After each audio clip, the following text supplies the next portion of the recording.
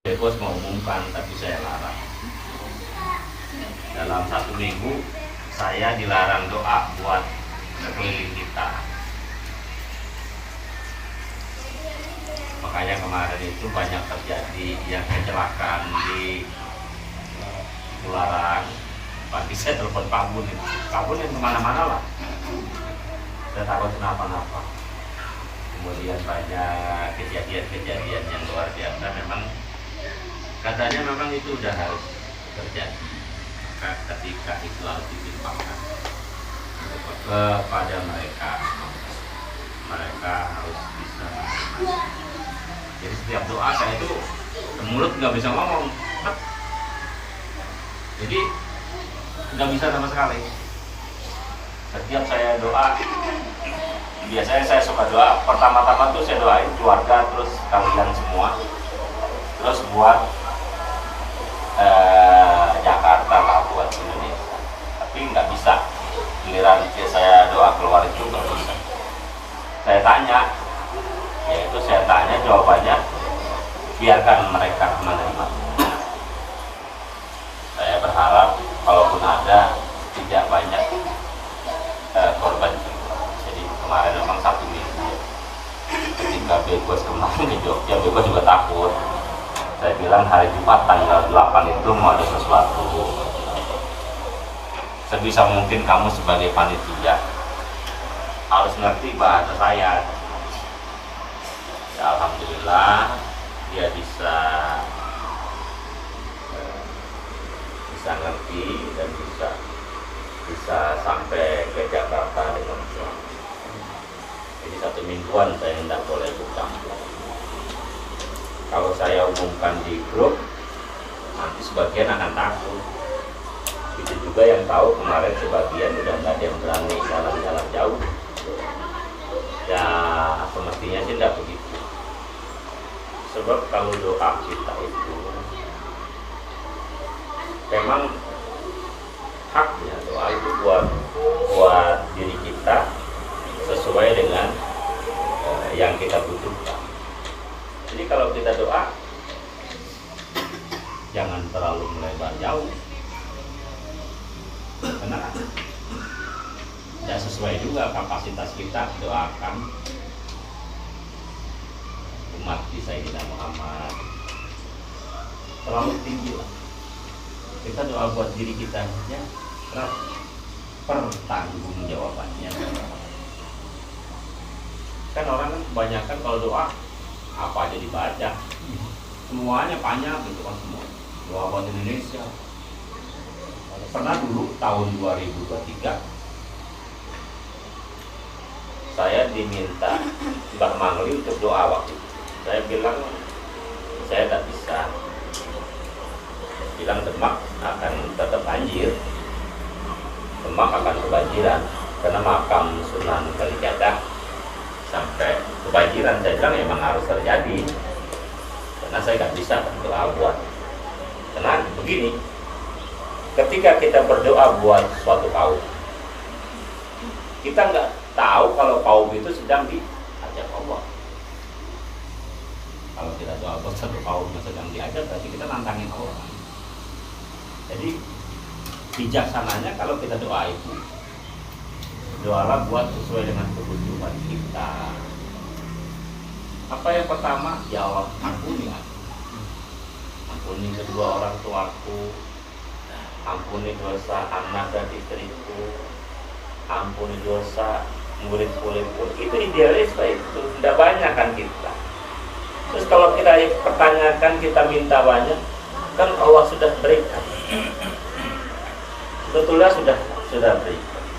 Doa yang cukup kan Allahumma inna nas'aluka salamatan fid dini wal afiatan fil jasadi wa ziyadatan fil ilmi wa barakatan fil rizqi wa taubatan qabdal maut wa rahmatan indal maut.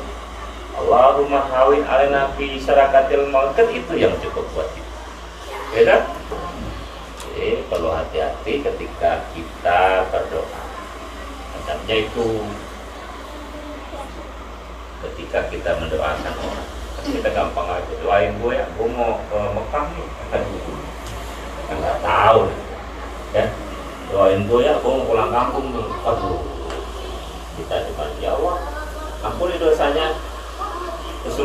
dia adalah hak, bagian dari hak, kita tidak itu. Kalau seseorang terkadang begini terjadi di antara kita dalam keadaan situasi apapun, seseorang yang tadinya sehat walafiat terus kemudian jatuh sakit. Ada kehendak Allah yang memang harus dijalankan, ya. Ada takdir Allah yang memang harus dirasakan. Perjalanan hidupnya akan seperti itu. Itulah yang harus kita lihat dulu, ya. Itulah yang harus kita lihat dulu. Kalau kita udah mampu merasakan, oh, ini orang ini harus merubah pola hidup. Oh, orang ini harus banyak ibadah. Oh, orang ini harus sering baca ini. Itu aja yang kalian baca Fatihah aja lah, gini. Minta apa? Ya Allah, ampuni dosaku dan berikan aku kasih sayang. Itu yang udah bijaksana.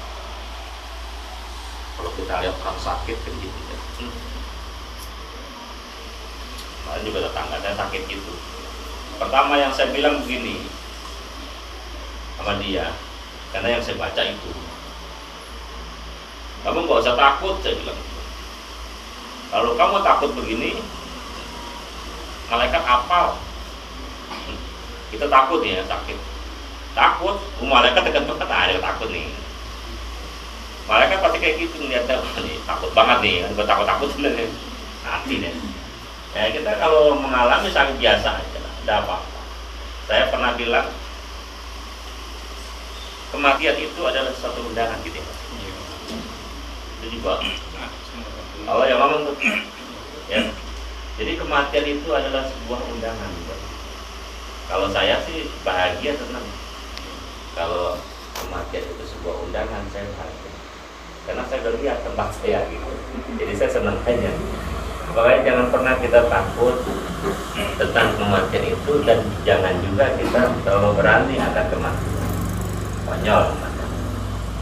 Yang perlu kita telah dalam hidup ini, kita belajar mensyukuri apa-apa yang Allah atur.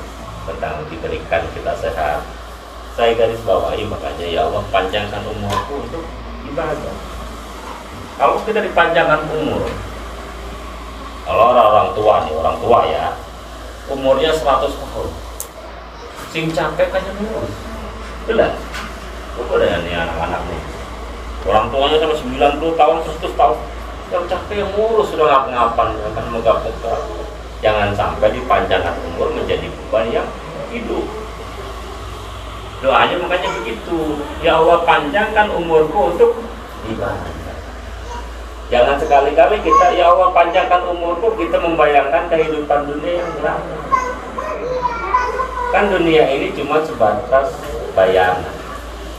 Dunia ini cuma sebatas angan-angan. Dunia ini cuma bahagianya itu 1% dari 100%.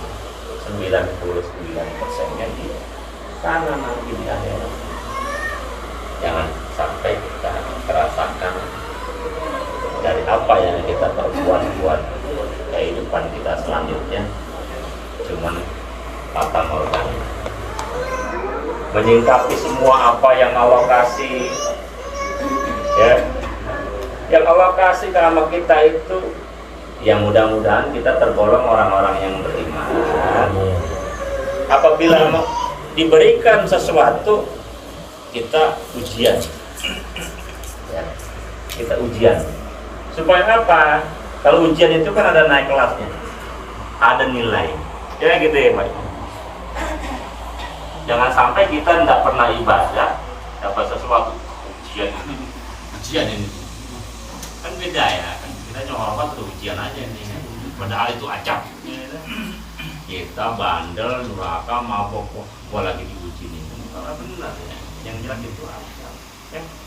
Kalau patokan kita ibadah, kita rajin ibadah, siang malam, ada sesuatu terjadi sama kita, itu ujian dalam hidup. Apa yang kita perlu jalankan, bahwasannya mensyukuri Allah sayang sama kita. Kita diberikan satu ujian. Satu saat nanti kita akan mendapatkan nilai.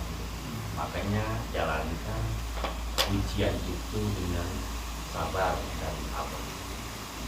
Maka nilainya kita akan menjadi kekasih. Tapi kalau ujian yang datang ke kita, jangan sampai muncul perasaan kita, gua ibadah mulu, diuji mulu, gua berhenti dulu ibadah loh, supaya nggak diuji. Nah ini jangan. Dulu saya juga pernah merasa marah. Saya marah, pernah gitu.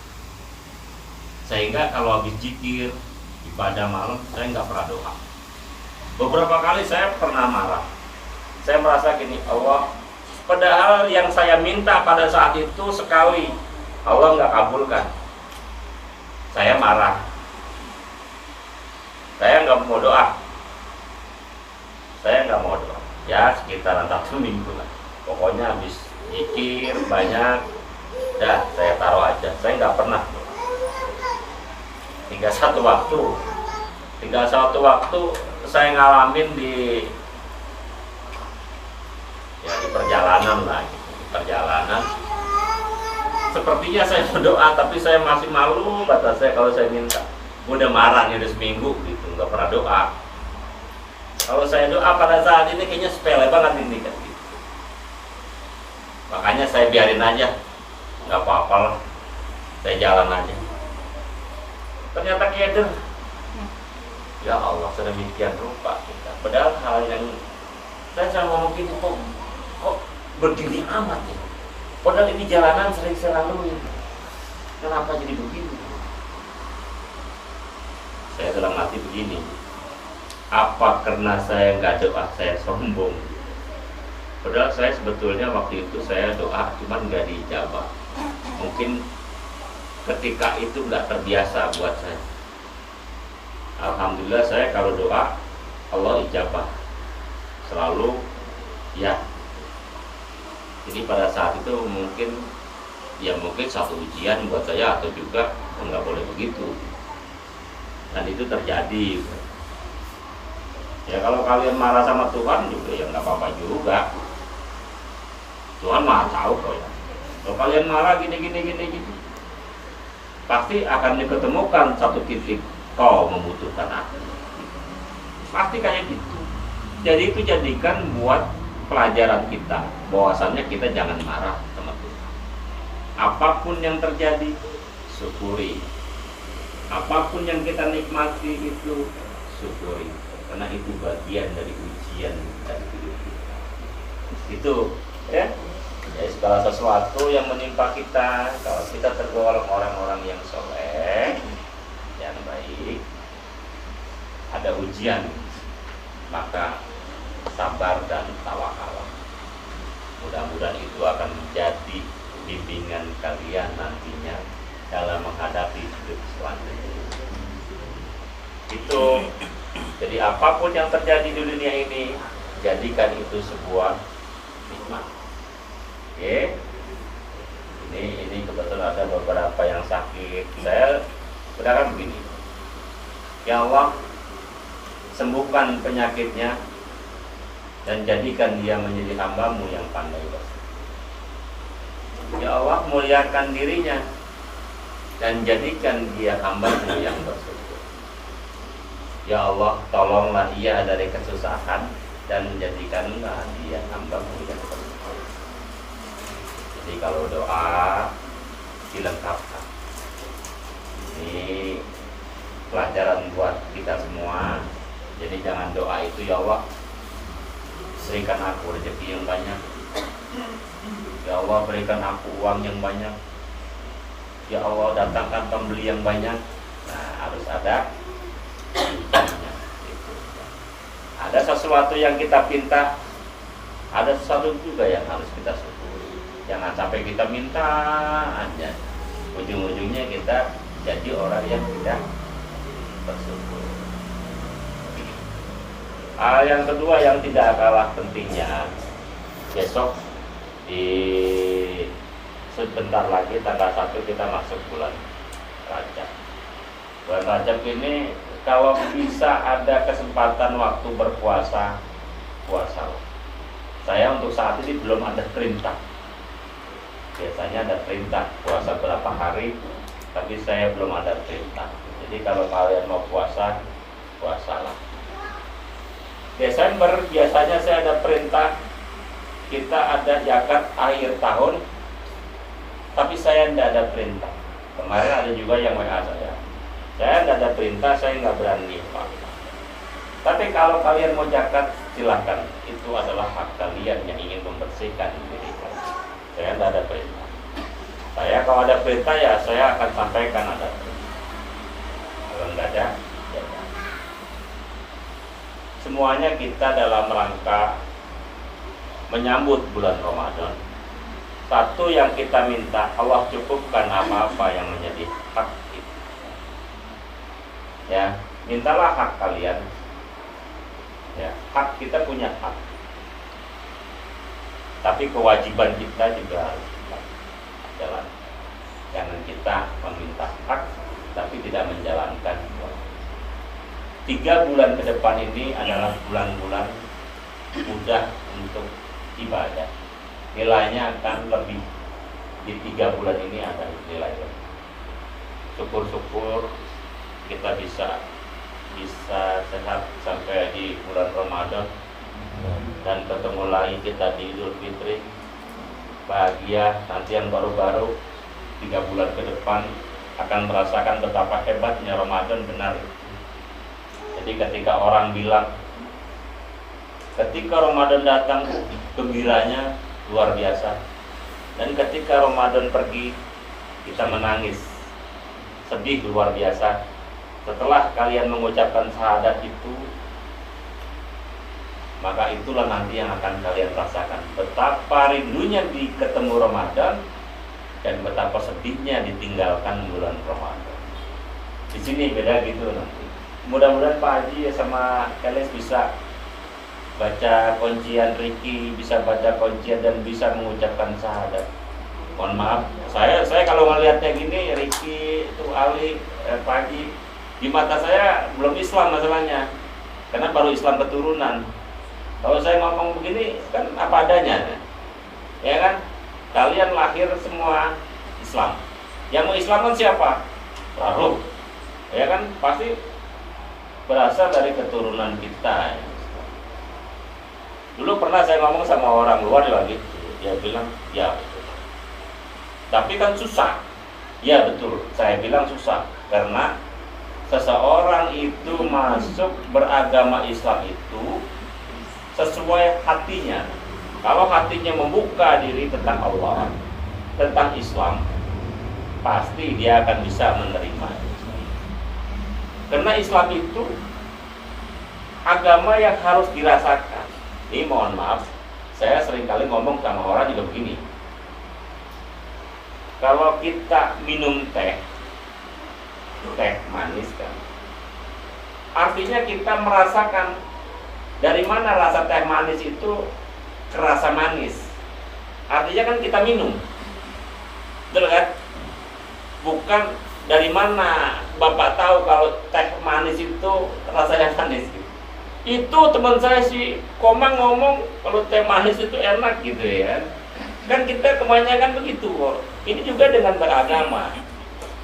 Dari mana Bapak bisa katakan itu? Itu Quran yang ngomong. Kan begitu kan? Dari mana Bapak bisa ngomong begitu? Itu hadis yang ngomong, bukan kata dia. Artinya dia tidak bisa merasakan Quran itu dan hadis itu. Yang benar itu kan Quran, hadis itu adanya di sini. Adanya dalam diri kita. Bukan menjadi kata Quran atau kata. Jadi kalau kita ditanya, ini rasanya apa? Enak, ini seperti air kelapa. Dari mana? Bang tahu yang ngerasain mak minum begitu. Kan begitu. Sama juga kita minum teh manis itu tadi. Dari mana kita bisa merasakan teh manis? Dari teman saya ceritanya, itu sama juga kita bilang. Bisa seperti itu dari mana? Itu kata Quran. Sama seperti bulan Ramadan. Bulan Ramadan adalah bulan yang sangat dinanti-nantikan, bulan yang sangat dimulia-muliakan. Satu kali perbuatan akan dibalas dengan 7.000 kali. Kita itu kan kata siapa? Pasti bilangnya kata Quran. Karena kita nggak pernah ngerasain, gitu kan? Yang jadi masalah itu.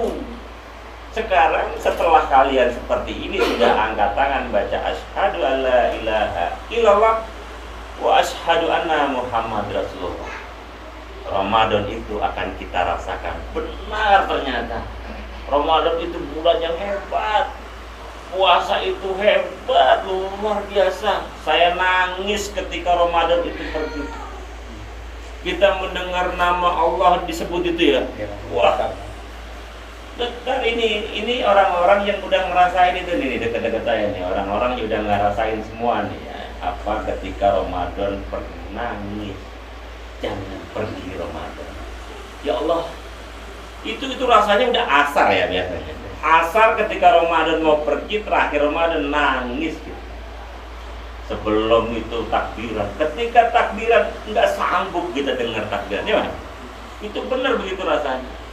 Itu bukti bahwasannya kita merasakan Ramadan itu luar biasa. Yang udah nih nanti nih, yang udah nih. Nanti yang baru-baru nih nanti akan ngerasakan kayak gitu. Mudah-mudahan Allah gerakan, Allah bukakan kalian tetap dalam iman dan takwa seperti yang saya ajarkan, maka kalian akan merasakan itu. Jadi pada waktu tahun lalu puasanya masih biasa saja, ya. Tapi besok, Ramadan besok, sudah beda rasanya. Tak ada sedikit pun hati kita tanpa rindu kepadanya.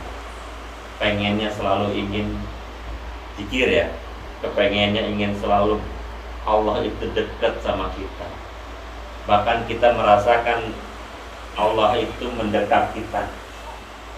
Allah itu meluk kita. Itu yang gak dirasakan sama orang, cuma bisa ngomong katanya.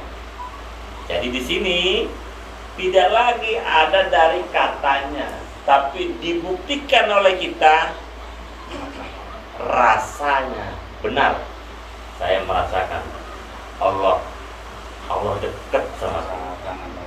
Rasa kangen, rasa rindu, kepengennya malam lagi, gak ada siang. Nanti kalau udah sampai nih yang baru-baru mudah-mudahan akan bisa merasakan itu dan akan menambah iman dan takwa kita.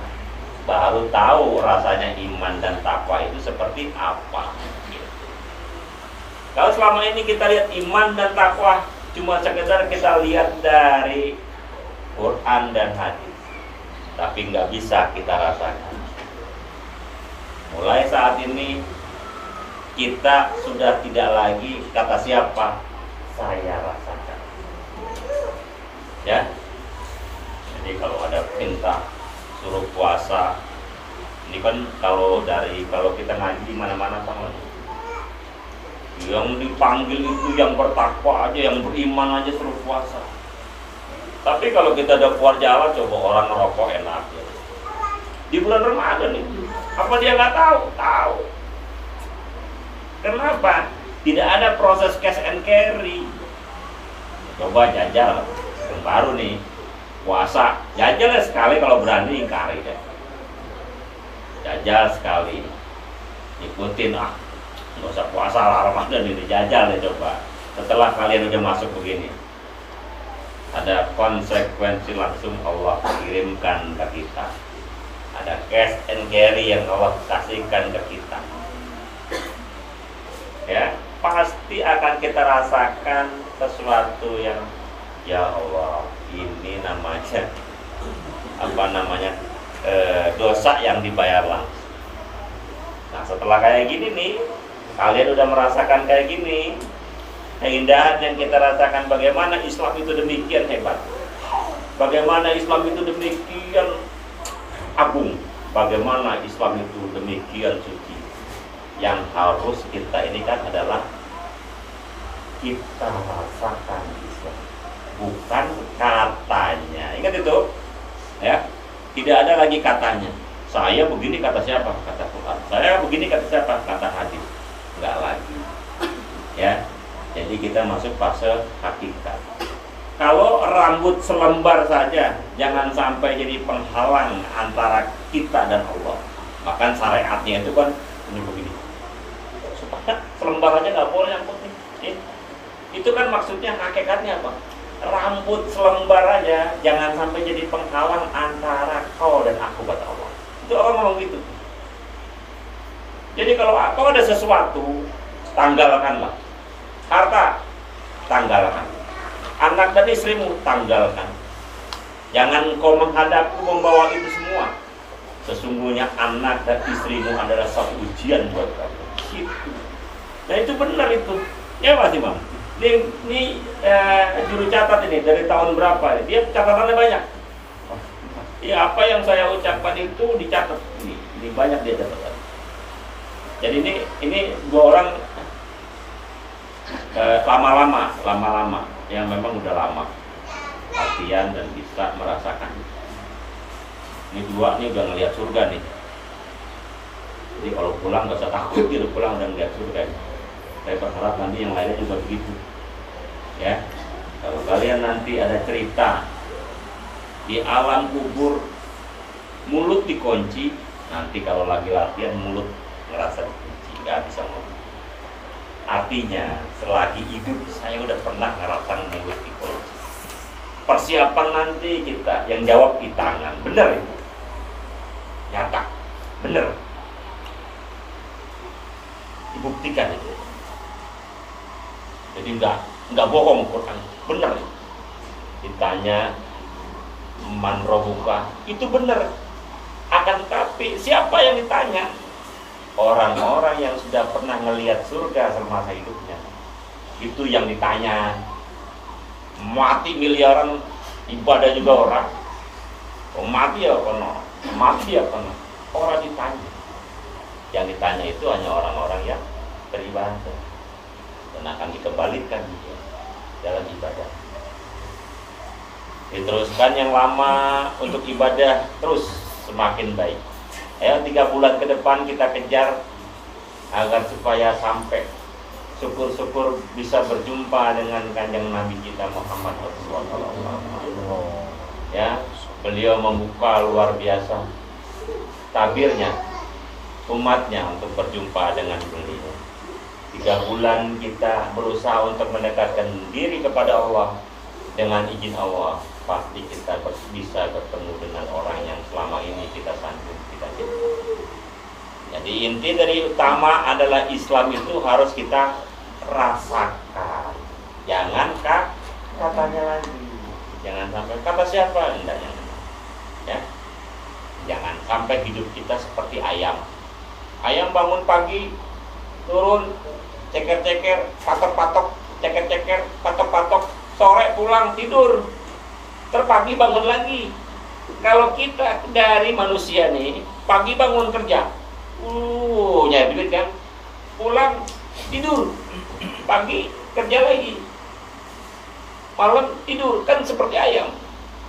Ya, terus bagaimana? Udah siang kerja, malam kerja juga. Jangan sampai kita melebihi binatang. Ya kan? Udah siang kerja, malam kerja, tak ingat Allah, kita masuk di kategori seperti hewan, bahkan melebihi daripada. Jangan sampai wujud kita ini bukan tampang manusia. Ya, dengan kita berlapatan mengucapkan syahadat di hadapan Allah, mengangkat tangan, insya Allah wujud kita berubah. Yang tadinya bertanduk menjadi tidak bertanduk. Yang tadinya lidahnya panjang, yang tadinya mohon maaf mukanya hewan, akan seperti manusia. Ada yang kadang-kadang udah ibadahnya kepalanya nggak kelihatan. Kemarin ada yang saya bilang, kamu tidak ada kepalanya. Saya bilang ibadah. Jangan sampai Kalau ibadah orang tapi belum baik, kepalanya nggak ada. Ya, akankah kita menghadap Allah tanpa kepala? Ini yang harus kita pikir. Ya, ya sudah baca kuncian dengan kita membaca syahadat, pertahankan ibadah itu dengan sebaik-baiknya. 3 bulan ke depan masanya kita untuk panen, dan jangan sia-siakan. Masuk bulan Rajab, puasa. Sebisa kita, mau seminggu boleh, mau 3 hari boleh, sebisa kita usaha, ya, supaya apa? Nilai kita di mata Allah punya nilai lebih, punya nilai hambanya yang dicintai. Nanti masuk bulan Sya'ban pun begitu, ada masa, bahkan ketemu kita pada masa malam nisfu Sya'ban tanggal 14 Februari, ya, kita nisfu Sya'ban. Kalau yang mau nisfu di rumah saya bareng-bareng, ayo minimal seumur hidup sekali kita nisfu Sya'ban sholat tasbih, sama-sama kita bertasbih. Monggo silakan. Yang penting selama 3 bulan dari bulan Rajab, Sya'ban dan Ramadan isi dengan sebaik-baiknya, dengan pengajian, dengan ibadah. Jangan sia-siakan umur kita. Hidup itu cuma tempat bercocok tanam, cuman sebentaran. Hidup itu tidak ada apa-apanya dibandingkan dengan hidup yang abadi nanti. Saya berapa kali sudah ke sana itu pengennya nggak mau pulang, di sini aja enak, di sini aja. Makanya saya pesan sama teman-teman yang udah bisa naik ke atas, ingat pulang, ingat keluargamu, ingat saudara-saudaramu. Jadi saya bilang, kayak dia ingat saya aja. Jangan di sana berbentak, nggak mau pulang. Pulang, ingat tanggung jawab kita di sini. Kalau kita udah kesana pasti nggak mau pulang. Sebab rasanya beda, tawanya beda, ya memang alamnya beda. Enggak kayak kita gini nih, ada panas, ada dingin, enggak. Di sana pokoknya, kita udah merasakan juga itu yang sejuk itu, ya. Ada yang perempuannya udah banyak merasakan dari bawah ke atas. Itu nikmatnya luar biasa. Pengen terulang lagi tapi susah itu, mau diulang itu susah, karena itu bersangkutan dengan ibadah kita, amal kita, perbuatan kita, atau disebut dengan wudhu kita. Kalau wudhu kita yang nggak baik, kita nggak bisa nyampe pada titik itu. Jadi tanggalkan apa-apa masalah kita, tanggalkan apa menjadi keinginan kita. Ibadah kepada Allah murni aja, nggak usah minta apa-apa. Ibadah aja. Sebut namanya, dari sini kepala kita, pikiran kita, satukan dengan hati kita, ucapkan dengan mulut kita, lalu artikan di dalam hati kita. Ketemu nanti khususnya. Ini lihat aja datang diri kita. Jangan kemana-mana. Jangan ngebayangin huruf Allah, jangan ngebayangin apa. Dan lihat aja diri kita, ya, pahami itu, nanti pasti akan sampai. Oke, paham ya? Menuju bulan ke-3 bulan ke depan nanti isi dengan ibadah. Yang mau datang ke rumah, monggo. Tapi di awal Desember izin saya ke Semarang. Jadi nanti dikabarin di grup. Kalau ini saya ada tugas dulu, kerjaan di Semarang. Jadi nanti selesai tak kabarin lagi. Kalau mau main ke rumah, silakan, apa-apa ya. Ada di Desember sampai tanggal 15 sepertinya saya ada kegiatan. Ya mudah-mudahan apa yang Allah berikan pada hari ini merupakan karomah barakahnya buat kita. Ya. Allah jauhkan kita dari rasa susah. Ya. Kok piye kok? Oke, yang penting kalian baik-baik saja. Semuanya penuh berkah. Satu hal lagi yang tadi saya bilang, saya ngeledehi Dodo. Istri itu, sorry nih, Saya enggak, kadang-kadang gitu hanya pas banget di depan saya jadi kebaca ya kan. Sengaja Bang sih. Iya kan ya kalau sepele masalah hari lahirnya itu kan suka kelupaannya kebangetan juga. Bang semua. Iya. Ucapin saya itu Bang. Nah, iya. Jangan sampai istri itu tidak ingin, apalagi kayak kita. Jujur kita enggak punya apa-apa. Kalau orang-orang di luar sana kan istrinya baru bangun itu dikasih kunci mobil, baru bangun dikasih kunci apartemen. Kalau kita enggak, satu hal kita menghargai istri kita saja. Selamat ulang tahun ya kita pegang. Yes. Kasih kuncian Bang. Itu luar biasa. Terkadang begini masalahnya. Kalau istri itu mungkin kalau dia pergi ya, buat kita nggak apa-apa. Yang jadi masalah bisa nggak kita hidup tanpa dia? Gitu. Iya, ketika kita merasakan ya Allah, antara enak. Karena begini, bagian dari yang Allah ciptakan dari Nabi Adam alaihissalam akan muncul di kita. Rasanya pasti di sini. Ketika istri itu enggak. Makanya saya bilang sangguplah kita hidup tanpa istri. Kita sih kadang-kadang istri pergi ya biarin aja, orang foto ya gampang ya kan. Tapi itu tadi ketika ada terbalik Mas. Saya dulu bersyukur ya namanya bersyukur karena kamu beberapa bulan nggak pernah di rumah ya gitu. Jadi saya pesankan ke kalian semua, jadikanlah istri satu pasangan. Dia tidak menuntut apa-apanya, tapi hargailah, hormatilah, sayangi dengan kata-kata lembut meskipun kita tidak bisa memberikan apa-apa. Ya kan? Nabi kita mengajarkan begitu. Betapa Nabi kita sayang kepada istrinya, kita pun harus begitu. Ya, jangan urusan kawin dulu. Ya. Iya, Pak. Kalau saya mati, Bapak mau kawin lagi enggak?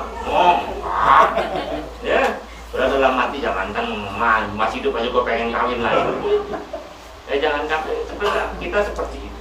Jadi dengan istri ini terutama yang muda-muda juga, jadilah orang yang buka, menanggapi sesuatu dengan rasa syukur.